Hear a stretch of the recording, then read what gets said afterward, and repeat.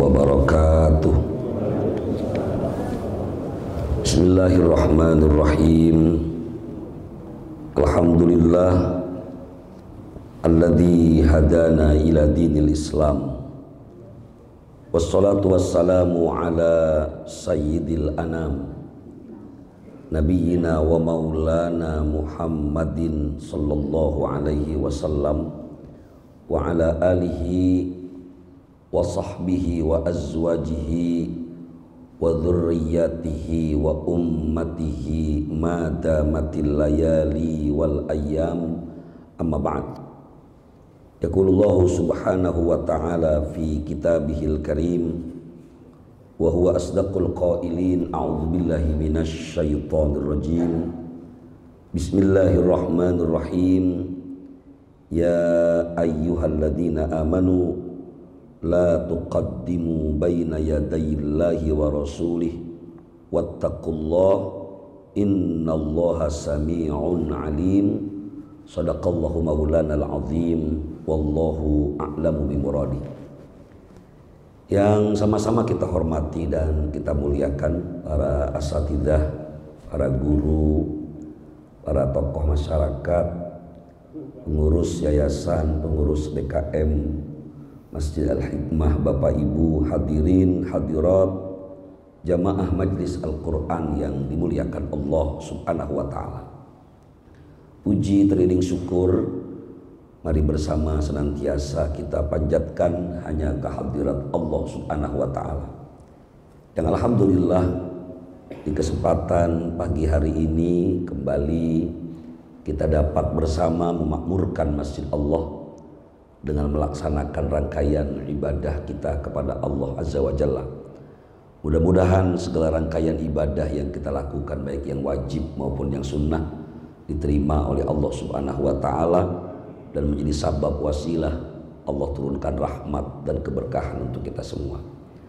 Shalawat teriring salam semoga Allah subhanahu wa ta'ala curahkan kemaharibaan junjungan Nabi besar kita Muhammad sallallahu alaihi wasallam kepada keluarga, kepada para sahabat, dan kita umatnya yang insya Allah istiqomah sampai hari kiamat nanti. Untuk mengawali majlis Al-Quran di pagi hari ini, mari bersama kita baca satu ummul kitab, suratul Fatihah. Kita bertawassul dengan bacaan Fatihah kita. Mudah-mudahan arwah almarhum, almarhumah, orang-orang tua kita, guru-guru kita, saudara-saudara kita yang telah mendahului kita, Allah ampuni dosa-dosanya, Allah terima segala amal ibadahnya, Allah jadikan kubur mereka taman dari taman surganya Allah subhanahu wa ta'ala. Ila hadhihin niyah al-Fatihah. A'udzu billahi minasy syaithanir rajim. Bismillahirrahmanirrahim. Alhamdulillahi rabbil alamin, arrahmanir rahim, maliki yaumiddin. Iyyaka na'budu wa iyyaka nasta'in. Ihdinas siratal mustaqim. Shiratal ladzina an'amta 'alaihim ghairil maghdubi 'alaihim waladdallin. Amin. Bapak Ibu hadirin hadirat rahimakumullah, di antara 114 surat di dalam Al-Quran kita, surah 49 adalah surah Al-Hujurat, di mana kalau kita lihat dari makna Al-Hujurat, kita bisa dapati artinya adalah kamar-kamar. Tetapi ternyata surah Al-Hujurat ini bukan hanya punya satu nama. Al-Imam Wahbah Az-Zuhaili dalam tafsir beliau menyebutkan bahwa surah Al-Hujurat ini wa tusamma aydan suratal akhlaq wal adab. Ternyata selain namanya adalah Al-Hujurat, surat 49 ini juga disebut dengan surah Al-Adab atau Al-Akhlaq. Tentu ini menarik karena nama dari Al-Hujurat dengan nama Al-Akhlaq atau Al-Adab ini tidak terlalu familiar di telinga kita. Pertanyaannya kemudian, walimada summiyat bi surah Al-Akhlaq wal Adab? Kenapa surah ini Sampai-sampai disebut dengan surah adab dan akhlak.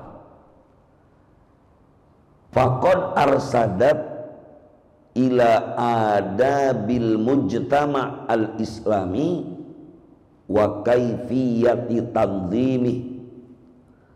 Ternyata kata ulama, karena memang ayat ini berisi tentang petunjuk bagaimana adab dalam masyarakat Islam. Pertanyaan lagi kemudian, lalu apa hubungannya dengan ayat-ayat hukum di dalam Al-Quran? Secara khusus, memang ayat-ayat yang berkaitan dengan adab ataupun akhlak tidak punya kaitan langsung dengan fikih ibadah, dengan fikih muamalah ataupun fikih munakahah. Tetapi ternyata bagian dari adab dan akhlak itu adalah ruh, jiwa dari segala perilaku, hukum, baik itu ibadah, munakahah, muamalah dan yang lainnya. Bahkan khusus dalam fiqhul jinayah, fikih yang berkaitan dengan pidana, kita bisa mengambil al-adab wal akhlak ini sebagai ruh bagi seorang hakim untuk memutuskan sebuah perkara, termasuk di dalamnya bagaimana mengatur perundang-undangan dalam sebuah masyarakat agar tercipta masyarakat yang tertib. Karenanya Bapak Ibu bisa lihat dalam fakultas syariah yang ada di Timur Tengah itu mereka menyebut dengan kuliyatus syariah wal qanun. Artinya fakultas hukum dan perundang-undangan. Nah, kalau ini berkaitan dengan hukum syariat, kita biasanya memahami dalam fiqhul ibadah, fikih yang berkaitan dengan ibadah. Dan ini sering kita bahas dalam ayat Al-Quran. Bagaimana ayat-ayat Al-Quran yang banyak sekali berisi fikih ibadah. Kita juga sering membahas ayat-ayat Al-Quran yang berkaitan dengan fiqhul muamalah, tentang riba, tentang utang piutang. Banyak sekali Allah sampaikan dalam Al-Quran. Atau fiqhul munakahah, hukum Islam yang berkaitan dengan hubungan laki-laki dengan perempuan, bab pernikahan, bab memilih pasangan, cerai, bagaimana solusi dalam kekerasan dalam rumah tangga. Ini masuk dalam ayat-ayat hukum fi fiqhil munakahah.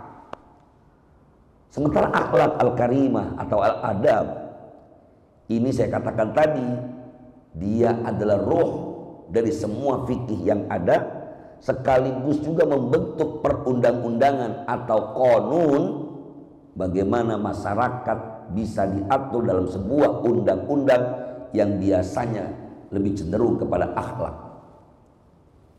Allah Azza wa Jalla di dalam surah Al-Hujurat ini, hadirin hadirat rahimakumullah, mengawali dengan al-adab al-khas, yaitu adab yang secara khusus, di mana adab khusus ini adalah adab yang berkaitan dengan adab seorang mukmin kepada Nabi kita Muhammad Shallallahu Alaihi Wasallam. Sementara yang kedua adalah al-adab al-ammah, adab secara umum, yang nanti kita akan dapati bagaimana korelasinya antara adab yang diajarkan Allah terhadap hukum syariat Islam. Di dalam Al-Quran surah Al-Hujurat, Allah Subhanahu wa taala mengawali dengan al-adab al-khassah. Bismillahirrahmanirrahim. Ya ayyuhalladzina amanu la tuqaddimu baina yadayillahi wa rasulih wattaqullaha innallaha sami'un alim. Ya ayyuhalladzina amanu la tarfa'u aswatakum La tarfa'u aswatakum fawqa sautin nabi. Yang pertama, adab khusus ini bagaimana Allah mengajarkan adab para sahabat kala itu kepada Nabi kita Muhammad SAW. Bahkan konsekuensi akhlak yang dilanggar oleh para sahabat ini diancam oleh Allah Subhanahu wa taala, di antaranya antahbata a'malukum wa antum la tash'urun. Segala amalmu dianggap sia-sia dan kalian tidak menyadarinya. Apa ada yang diajarkan? Yang pertama, hai orang-orang yang beriman, janganlah kalian mendahului Allah dan Rasulnya. Kalaupun mereka tahu sesuatu, ketika mereka berbicara, berdiskusi dengan Nabi Muhammad SAW, tunggulah sampai Rasulullah memintamu untuk berpendapat. Apalagi jika itu berkaitan dengan persoalan agama, yang memang satu-satunya manusia yang dipilih oleh Allah Subhanahu wa taala untuk mengetahui hakikat sebuah syariat, kala itu tidak lain adalah Nabi kita Muhammad SAW. Maka jangan mendahului Allah dan Rasulnya. Juga hai orang-orang yang beriman, la tarfa'u aswatakum fawqa sautin nabi. Hai orang-orang yang beriman, jangan kau keraskan, kau angkat suaramu melebihi suara Nabi. Ini jelas akhlak yang luar biasa. Sampai-sampai para sahabat tidak boleh berbicara kepada Rasulullah SAW dengan suara yang lebih keras dari suara Nabi. La tarfa'u aswatakum fawqa sautin nabi. Dan juga wala tajharu lahu bil qaul kajahri ba'dikum li ba'din. Juga jangan engkau keraskan suaramu, menyamakan nada bicaramu sebagaimana kamu berbicara dengan orang lain. Harus dibedakan mana sahabat, mana kawan, dan mana Rasulullah SAW. Ini adab yang luar biasa. Bagaimana Islam mengajarkan ucapan kita hal yang berbeda dengan orang dari sisi usia, orang dari sisi kemuliaan. Semua ada adab dan akhlaknya. Dan ini yang sekarang kita lihat bagaimana seseorang tidak lagi menghargai adab.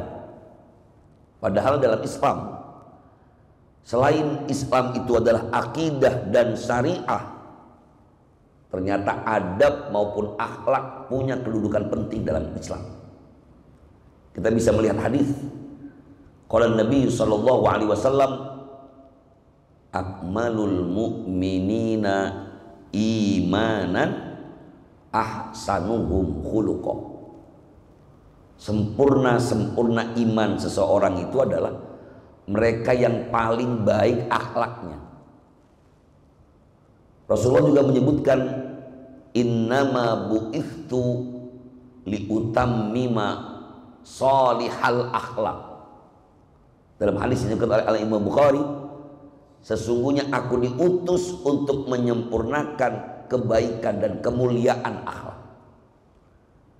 Dan ketika Rasulullah SAW dipuji oleh Allah Subhanahu wa taala, di dalam Al-Qur'an Allah langsung menyebutkan bismillahirrahmanirrahim, wa innaka la'ala khuluqin 'adzim. Sesungguhnya engkau ya Muhammad la'ala khuluqin 'adzimin, ada pada akhlak yang agung. Dan ketika Sayyidatina Aisyah radhiyallahu anha ditanya oleh para sahabat bagaimana akhlaknya Nabi Muhammad SAW, beliau menjawab, akhlaquhul Quran. Akhlaknya Nabi adalah Al-Quran. Maka dalam perkara dan praktek yang kita lakukan dari semua fikih dan syariat, Kita melihat bagaimana akhlak itu mengawal semua amaliyah kita.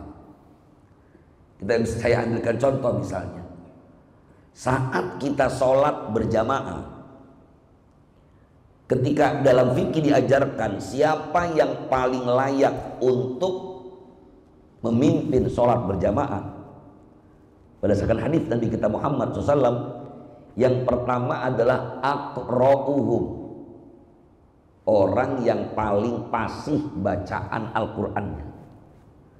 Tapi di antara kriteria imam yang memimpin sholat, ternyata ada disebut dengan akbaruhum sinnan. Apa itu akbaruhum sinnan? Orang yang dianggap paling tua usianya. Jelas ini bagian dari adab. Ketika masih ada orang yang lebih tua, orang yang kita anggap lebih senior, maka dialah yang pantas untuk menjadi imam. Ini kan bagian dari akhlak atau al-adab. Atau bagaimana juga Islam mengajarkan dalam fikih munakahah, dalam fikih pernikahan, bagaimana seorang suami adalah pemimpin rumah tangga saat dia mendapatkan masalah dalam rumah tangganya. Dalam surah An-Nisa ayat 34 misalnya, Allah Subhanahu wa taala menyebutkan, maka lakukan dengan cara yang adab pula. Wallati takhafuna nusyuzahunna fa'idhuhunna. Laki-laki yang mengkhawatirkan istrinya berbuat nusyuz, tidak taat kepada perintah suaminya dalam urusan yang tidak bertentangan dengan syariat Allah, ternyata Allah juga mengajarkan bagian dari adab itu. Fa'idhuhunna, nasihati dia. Bagaimana menasihatinya? Ulama tafsir mengatakan fa'idhuhunna ay al-mau'idhah al-hasanah, nasihat yang baik, nasihat yang tidak menjelek-jelekkan istri, nasihat yang tidak langsung menjustifikasi ataupun menghukumi seorang istri. Ini bagian dari adab yang diajarkan Allah Subhanahu wa taala. Maka pantas kemudian konsekuensi hukumnya adalah antahbata a'malukum. Pada masa itu Allah Subhanahu wa taala mengatakan, kalau para sahabat tidak punya adab kepada Nabi, maka mereka amalnya akan dianggap sia-sia. Pada ayat yang selanjutnya, innal ladzina yunadunaka min wara'il hujurat aktsaruhum la yaqilun. Allah Azza wa Jalla juga mengingatkan, sesungguhnya orang-orang yang menyeru engkau ya Muhammad min wara'il hujurat, di belakang kamar-kamarmu, aktsaruhum la yaqilun, sebagian besar mereka adalah orang-orang yang tidak mengerti. Allah celah. Bagaimana mungkin Nabi yang mulia dipanggilnya teriak-teriak, memanggil-manggil Rasulullah dengan tanpa adab? Ulama juga sepakat, adab yang harus dilakukan oleh para sahabat, orang-orang yang beriman kepada Allah dan Rasulnya, ini bukan hanya berlaku saat beliau hidup, termasuk saat beliau telah meninggal dunia. Bahkan dalam mazhab Imam Syafi'i pernah kita bahas bagaimana saat kita memanggil Nabi Muhammad SAW, beliau menyarankan bagian dari adab kita kepada Rasulullah, jangan pernah memanggil nama Nabi dengan nama Muhammad. Yang paling afdol adalah gunakan pangkatnya, kedudukannya. Saat kita mengucapkan salam berziarah ke makam Rasulullah SAW, kita tidak mengatakan assalamu alaika ya Muhammad. Kalau ada orang yang saat berziarah dia mengatakan assalamu alaika ya Muhammad, ini dianggap ghairu mu'addab. kurang tata kramanya kepada Rasulullah.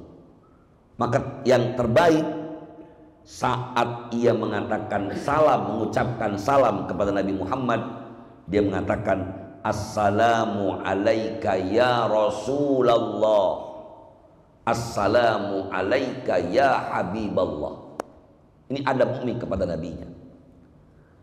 Dalam adab seorang mukmin juga diajarkan ketika menyebut nama Nabi sebagaimana perintah Allah dalam surah Al-Ahzab ayat 56, innallaha wa malaikatahu yusalluna 'alan nabi ya ayyuhalladzina amanu sallu 'alaihi wa sallimu taslima. Ini juga bagian dari adab. Sesungguhnya Allah dan malaikatnya bersolawat kepada Nabi. Hai orang-orang yang beriman, bersolawat dan salamlah kepada Nabi Muhammad sallallahu alaihi wasallam. Termasuk yang pernah saya bahas, saat kita menulis atau menyebut nama Nabi, janganlah disingkat. Jangan ditulis di banner Nabi Muhammad SAW. Tapi yang terbaik adalah Nabi Muhammad sallallahu alaihi wasallam.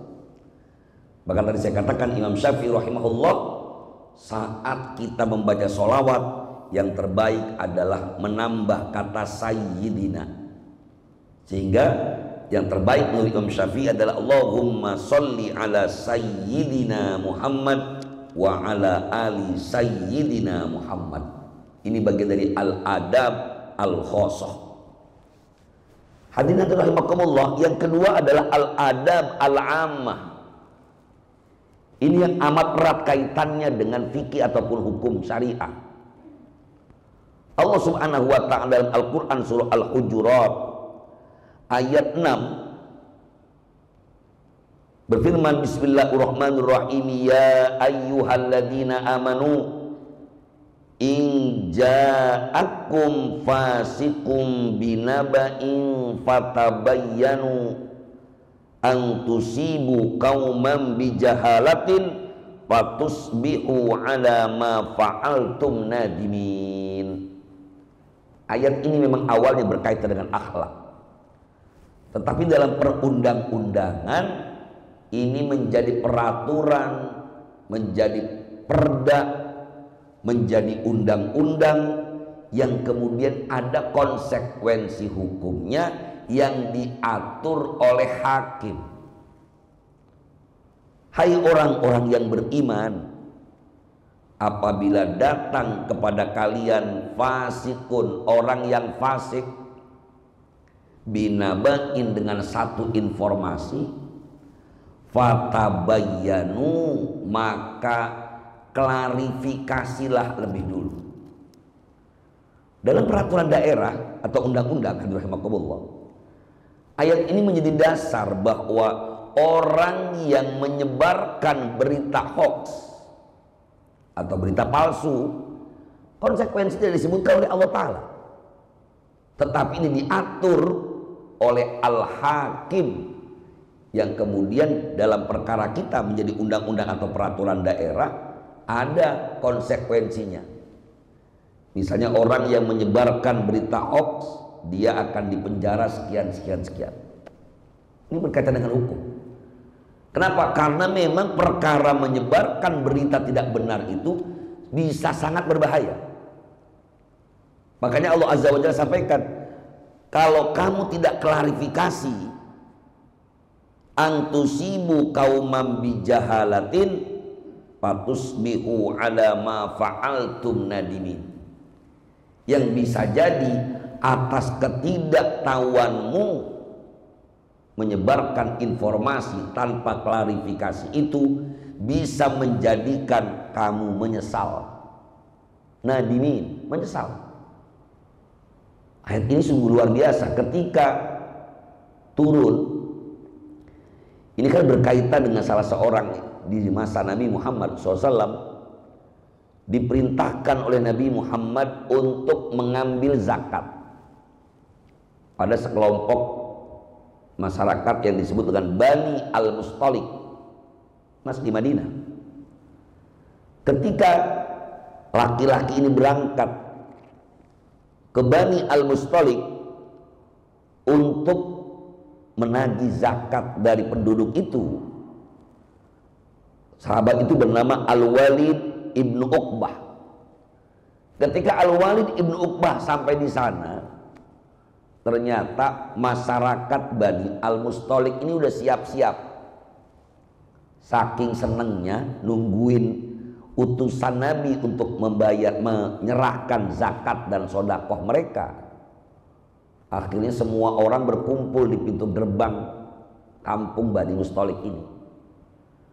Nah, ini Al-Walid ibnu Uqbah ini ketika melihat orang yang begitu banyak menyambutnya, dia malah menebak-nebak, waduh, ini kok saya malah mau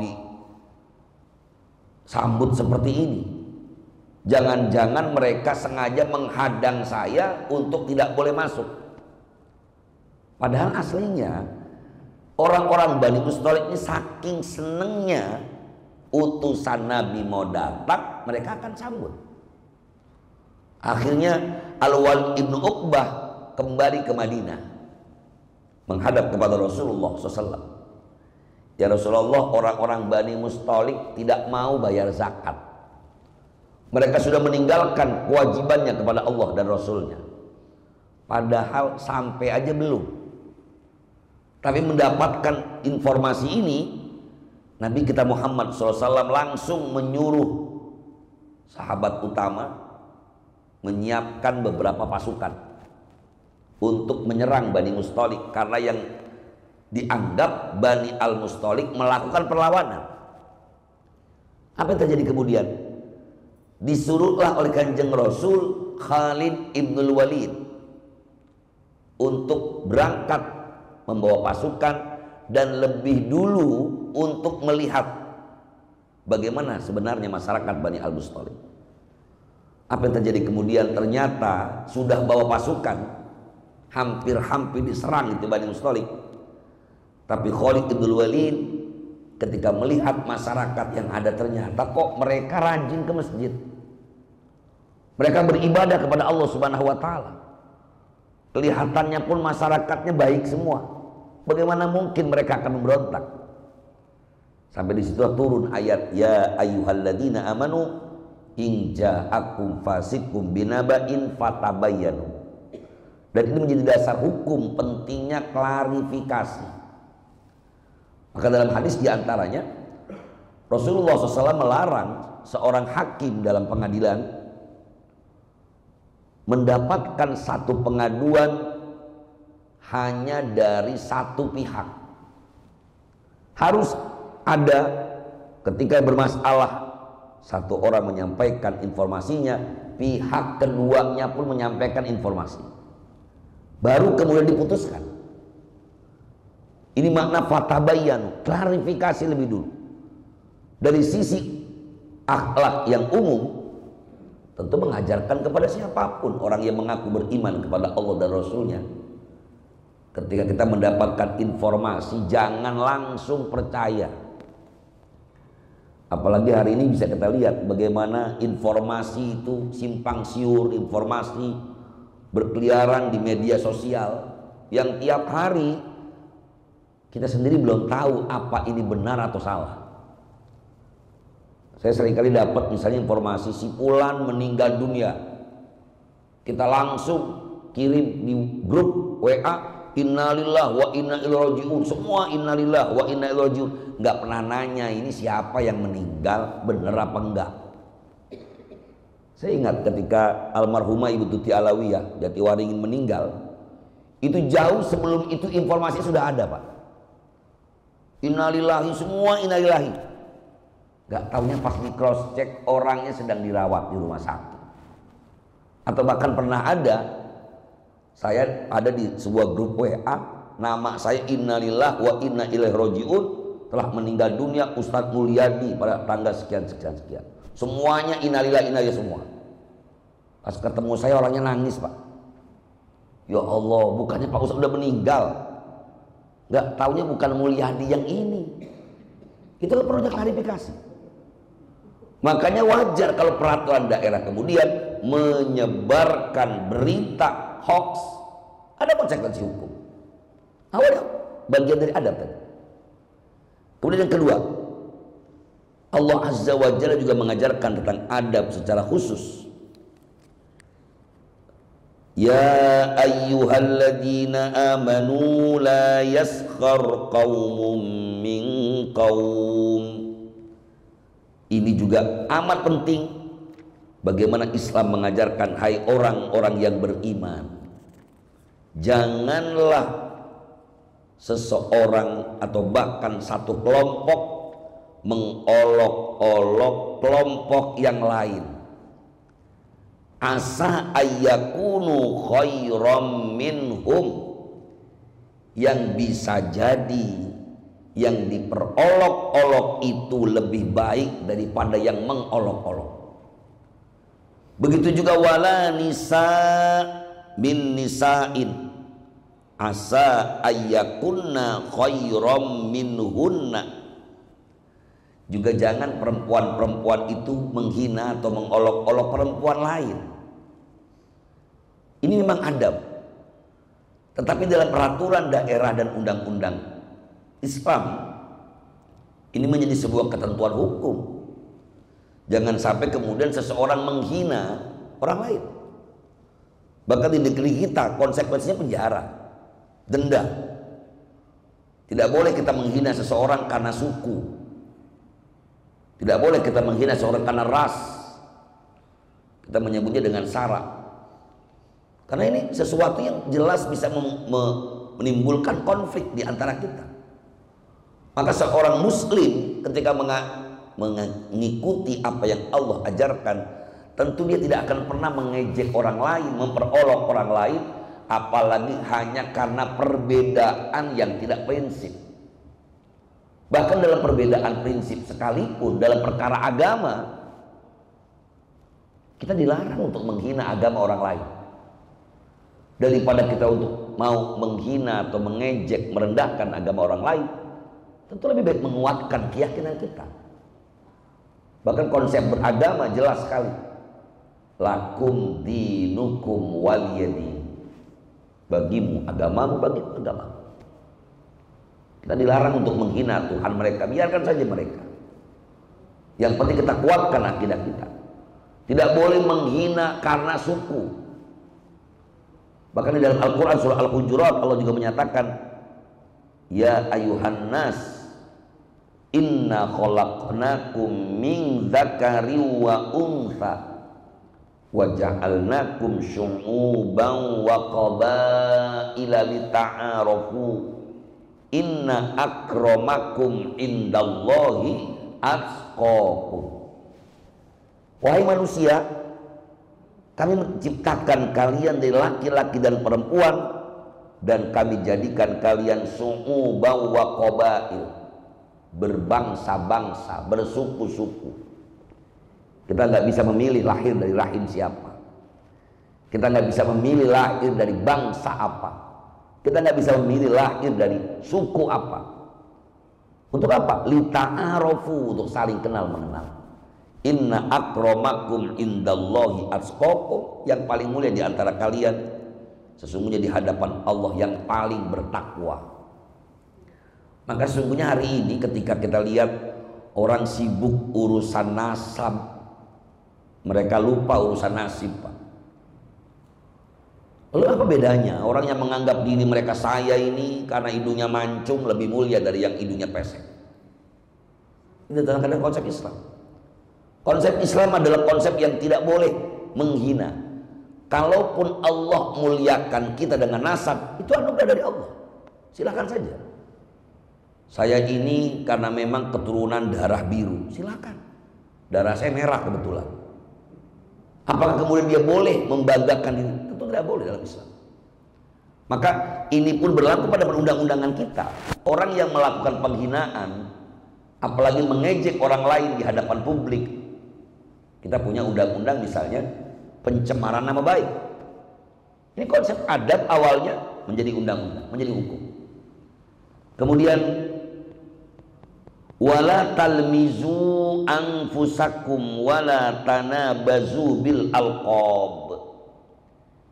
Ay la tatada'au bil makruhi minal alqab wala talmizu anfusakum, jangan saling mencela, memperolok-olok, mencela orang lain, apalagi karena perbedaan fisik mereka. Dan juga jangan memanggil-manggil dengan panggilan yang tidak disukai. Hari ini bisa kita lihat bagaimana orang karena perbedaan politik menghinakan atau bahkan menyematkan nama yang sebenarnya tidak layak disematkan kepada manusia. Periode dulu 5 tahun sebelumnya kita sering amati ada istilah cebong, ada istilah kampret, ada istilah onta. Jadi kan membentuk kalimat-kalimat yang tidak pantas. Sekarang rame lagi misalnya ternak. Lah orang kalau sudah disematkan dengan kalimat ternak, tentu bukan manusia, Pak. Mana mungkin manusia diternak. Orang akan marah kalau kita bilang, Bapak ternak manusia ya? Emang kenapa kok anaknya banyak banget? Berarti menghina orang. Nah, ungkapan ternak ini kan cocoknya buat binatang. Tapi bagaimana mungkin hanya perbedaan politik orang mengungkapkan dengan kalimat-kalimat yang tidak baik. Seakan-akan kita melupakan ayat ini, Pak. Karena ketidaksetujuan kita terhadap sebuah pilihan politik, maka kita menghinakan orang lain, memanggil orang lain dengan panggilan-panggilan yang buruk. Maka yang terakhir di ayat ini juga wala tajassasu ya ayyuhalladzina amanu jtanibu katsiran minadh-dhonn. Tidak boleh berprasangka buruk. Jangan mencari-cari kesalahan orang lain. Dan ini yang paling parah, wala yaghtab ba'dukum ba'dha. Jangan menggibahi orang lain. Harus kita bedakan mana gibah, mana kritik. Dalam Islam, kritik ini menjadi hal yang tidak masalah, walaupun caranya yang diperdebatkan oleh para ulama. Misalnya tentang hukum al-mudhaharah, kritik dengan bentuk demonstrasi. Demonstrasi tidak pernah disebutkan dalam Al-Quran, tidak pernah ada dalam hadis. Tetapi ini menjadi kajian fikih Islam, terutama fikih as-siyasah. Sebagian mengatakan bahwa al-mudhaharah haramun la aslalaha fil Islam. Ada yang mengatakan bahwa demonstrasi itu hukumnya haram, tidak ada asal dalam Islam.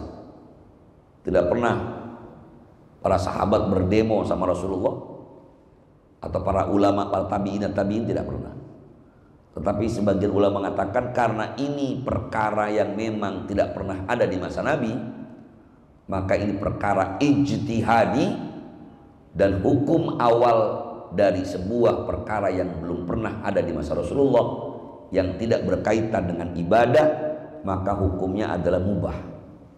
Sebagaimana kaidah mengatakan al aslu fil asya'i al ibahah. Hukum asal dari segala sesuatu itu diperbolehkan selama tidak bertentangan dengan syariat. Maka kelompok yang kedua mengatakan demonstrasi itu diperbolehkan selama tidak melakukan sesuatu yang haram. Di antaranya tidak mengucapkan kalimat-kalimat yang buruk, tidak melakukan ghibah, membicarakan keburukan orang lain, atau yang ketiga tentu tidak melakukan sesuatu yang dilarang dalam agama. Kalau demo kemudian pulangnya bawa TV, bawa apalagi Pak, macam-macam, ya itu bukan demo namanya, pencurian besar massal namanya. Makanya ketika itu dianggap antara manfaat dan mudaratnya lebih banyak mudaratnya, ulama-ulama Saudi tidak pernah membolehkan itu. Dan ini menjadi bagian dari perundang-undangan yang memang adab ini pondasi penting sebagai ruh dari sebuah hukum syariat, dari pengamalan sebuah syariat. Bahkan ketika adab ini masih ada, maka insya Allah bangsa ini pun akan tegak. Seorang penyair yang sangat terkenal, Asy-Syauqi, pernah mengatakan, jika saja adab dan akhlak bersamaan dengan keutuhan bangsa, maka bangsa itu akan tetap berada. Tetapi fa inhum dhahabat akhlaquhum dhahab. Tetapi ketika sebuah bangsa kehilangan jati diri dari adab dan tata kramanya, maka akan hilang pula sebuah bangsa dan negara itu. Maka mudah-mudahan dengan memahami ayat ini, bagian dari saling mengingatkan diri kita dan keluarga kita bagaimana pentingnya menjaga adab dan akhlak dalam keberagamaan kita. Maka insya Allah jika kita menjaganya, kita menjadi orang yang sempurna keimanannya sebagaimana disebutkan oleh Nabi tadi.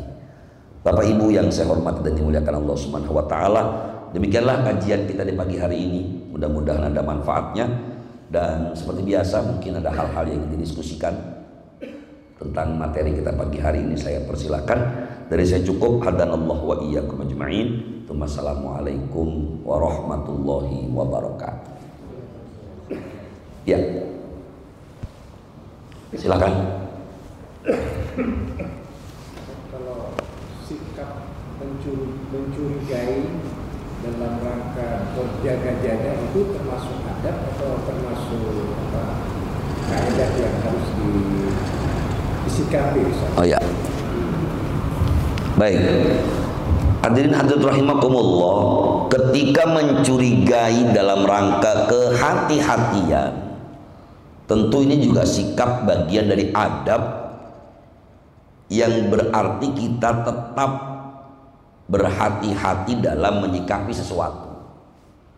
Walaupun memang Allah Azza wa Jalla menyebutkan ya ayyuhalladzina amanu, hai orang-orang yang beriman, ijtanibu katsiran minadh-dhon. Jangan terlalu kemudian kita terlalu berprasangka. Artinya apa? Boleh berhati-hati, tetapi jangan berlebihan. Jangan semua seakan-akan gerak-gerik mereka salah. Ya akhirnya orang kalau sudah mulai dari suudzon, berburuk sangka, maka segala sesuatu akan dianggap salah. Oleh karena itu kehati-hatian kita diperbolehkan dalam Islam. Tapi kalau sampai mencurigai berlebih-lebihan, ini khawatir nanti malah menuduh orang lain yang tidak berbuat salah berbuat salah. Silakan kehati-hatian kita tetap ada batasan-batasan yang wajar. Jangan sampai kemudian nanti kehati-hatian kita malah menyebabkan kita berburuk sangka kepada orang lain. Apalagi seringkali kita lihat, kita melihat orang itu dari penampilan. Ketika misalnya ada yang lewat depan rumah kita dengan pakaian yang kumal, pakaian yang tidak bersih, 2 kali bolak-balik, ini orang larak lirik terus nih, kayaknya maling nih. Padahal jangan-jangan itu orang memang sudah berangkat dari tempat yang jauh sampai ke Jakarta, cari alamat, gak ketemu-temu. Maka segera klarifikasi.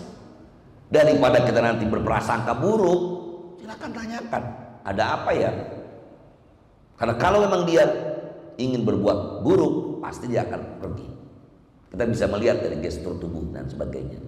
Jadi silakan saja dalam Islam, ketika kita menjadikan kecurigaan kita sebagai kehati-hatian, selama itu tidak berlebih-lebihan, tentu hal ini dibenarkan. Maka segeralah klarifikasi, segera tuntaskan, agar kecurigaan kita segera berakhir. Apakah benar kecurigaan ini memang dia adalah orang yang berbuat jahat, atau jangan-jangan kecurigaan saya ini salah? Dari mana kita mendapati itu? Dari tabayyun, dari klarifikasi yang kita lakukan. Demikian, wallahu a'lam. Baik, Bapak Ibu hadirin hadirat rahimakumullah, mudah-mudahan ini menjadi bagian penting dari banyak realita masyarakat kita yang kita saksikan hari ini. Ketika banyak orang meninggalkan akhlak, anak-anak yang sudah tidak hormat kepada orang tuanya, kemudian murid yang tidak menghargai gurunya, itu tentu bagian yang amat penting untuk kita jaga. Kalau sampai kemudian tidak ada hormat seorang anak kepada orang tuanya, tidak ada hormat murid kepada gurunya, mau dibawa kemana bangsa ini? Maka semoga Allah Subhanahu wa ta'ala jadikan kita bangsa yang senantiasa berakhlakul karimah. Mari bersama kita takhtimkan majelis Al-Quran yang mulia ini dengan bersama membacakan doa ila hadhihi niyyah wa ala kulli niyatin salihah wa ila hadratin nabi al-fatihah. A'udzu billahi minasyaitonir rajim. Bismillahirrahmanirrahim. Alhamdulillahirabbil alamin. Ar-rahmanir rahim. Maliki yaumiddin. Iyyaka na'budu wa iyyaka nasta'in. Ihdinas siratal mustaqim. Shiratal ladzina an'amta 'alaihim ghairil maghdubi 'alaihim waladdallin. Amin. Allahumma amin ya rabbal alamin. Allahumma shalli ala sayyidina Muhammad wa ala ali sayyidina Muhammad. Allahumma ighfir lana dzunubana wa liwalidina wa limasyaikhina wa liman hadarana wa liman qaba'ana wa li jami'il muslimina wal muslimat wal mu'minina wal mu'minat al ahya'i minhum wal amwat. Rabbana taqabbal minna innaka antas samiul alim wa tub 'alaina innaka antat tawwabur rahim. Rabbana hab lana min azwajina wa dhurriyyatina qurrata a'yun waj'alna lil muttaqina imama. Rabbana atina fid dunya hasanah wa fil akhirati hasanatan wa qina adzabannar. Wa sallallahu ala khalqi sayyidina Muhammadin nabiyil ummi wa ala alihi washabihi wasallam. Bi fadlika subhana rabbika rabbil izzati amma yasifun wa salamun alal mursalin walhamdulillahi rabbil alamin.